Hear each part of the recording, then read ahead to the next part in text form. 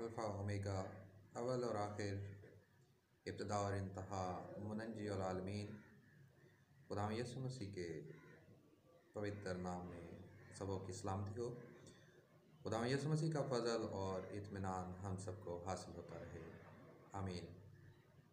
खुदावंद का शुक्र है कि खुदावंद ने आज फिर ये सुबह हमारी ज़िंदगी में बख्श दी कि हम उसके हजूर में हाजिर होकर उसके नाम को जलाल दें। खुदावंद का शुक्र हो। आज हम खुदावंद के कलाम मुक़द्दस में से सीखेंगे रोज़ा के बारे में। खुदावंद के ज़िंदगी बख्श कलाम में से तिलावत करते हैं यसाया नबी का पाक सहीफ़ा, उसका 58 बाब और उसकी 3 आयत में यूँ मरकूम है, वो कहते हैं हमने किस लिए रोज़े रखे जबकि तू नज़र नहीं करता, और हमने क्यों अपनी जान को दुख दिया जबकि तू ख्याल में नहीं लाता।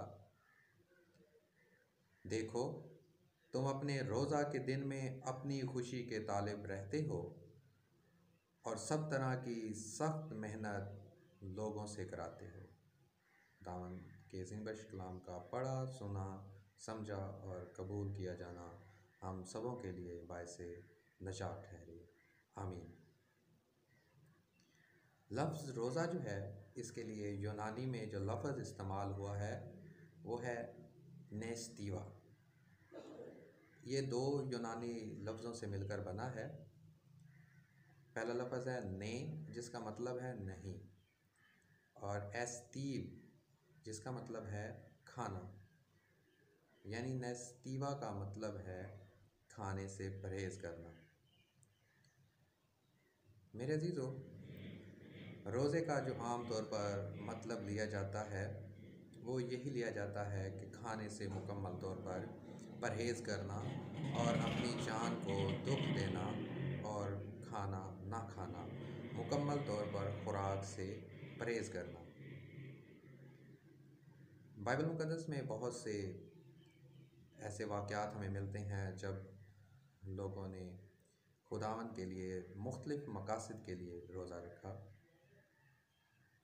लेकिन खुदावंद का बंदा यसाया लिखता है कि लोग रोज़ा तो रखते थे और वो शिकायत करते हैं और कहते हैं हमने किस लिए रोज़े रखे जबकि तू नज़र नहीं करता, और हमने क्यों अपनी जान को दुख दिया जबकि तू ख्याल में नहीं लाता।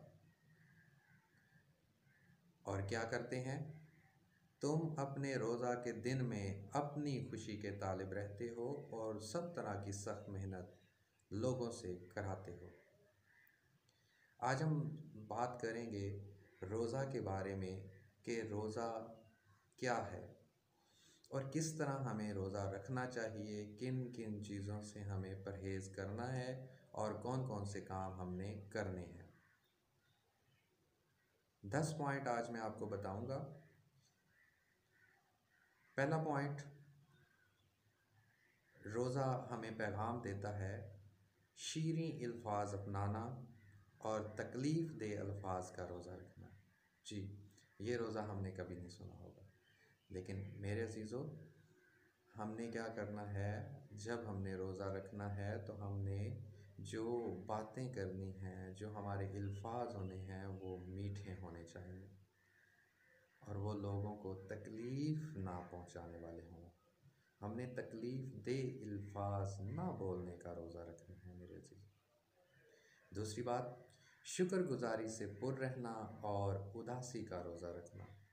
बेशक मेरे अजीज़ों, जब हम खुदावंद यीशु मसीह को अपना नजात दहिंदा मान लेते हैं तो हमें हर वक्त उसका शुक्र अदा करना है और हमें कभी भी उदास नहीं होना।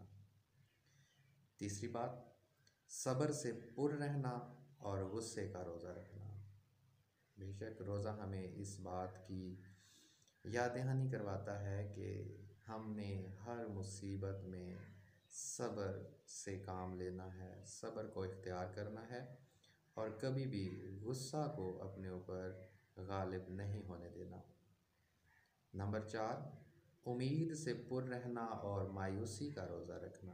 बेशक हमारी आस, हमारी उम्मीद, हमारा तवक्कुल हमारे खुदा यीशु मसीह पर है। और रोज़ा हमें इस बात की तलकीन करता है कि हम उम्मीद जो है वो अपने खुदा यीशु मसीह पर रखें और किसी तरह की परेशानी और मायूसी का शिकार ना हो। नंबर 5, खुदा पर भरोसा रखना और परेशानियों का रोज़ा रखना। बड़ी अहम बात है। हम रोज़ा तो रख लेते हैं लेकिन हम अपने उन्हीं परेशानियों का शिकार रहते हैं। बहुत से ऐसे मामलात होते हैं रोज़ा के दौरान भी हम उनमें फंसकर परेशानियों का शिकार रहते हैं। तो हमने परेशान नहीं होना बल्कि खुदा पर भरोसा रखना है। वही हमारे सारे कामों को संवारने वाला है। नंबर 6, दुआ करना और बैरूनी दबाव का रोज़ा रखना। बेशक जब हम रोज़ा रखते हैं तो हम खुदा की कुर्बत को हासिल करने के लिए उसके हजूर झुकें और दुआ में वक्त गुजारें और मत फ़िक्र करें कि हमारा टाइम जो है, वक्त जो है वो दुआ में गुज़र रहा है तो हमारे बाकी मामलात कैसे होंगे। तो जब हम रोज़ा रखते हैं तो हमें खुदावंद के साथ वक्त गुजारना है, दुआ में वक्त गुजारना है। नंबर 7, खुश दिली से पुर रहना और तलख मिजाजी का रोज़ा रखना। जी, खुश दिली से पुर रहना।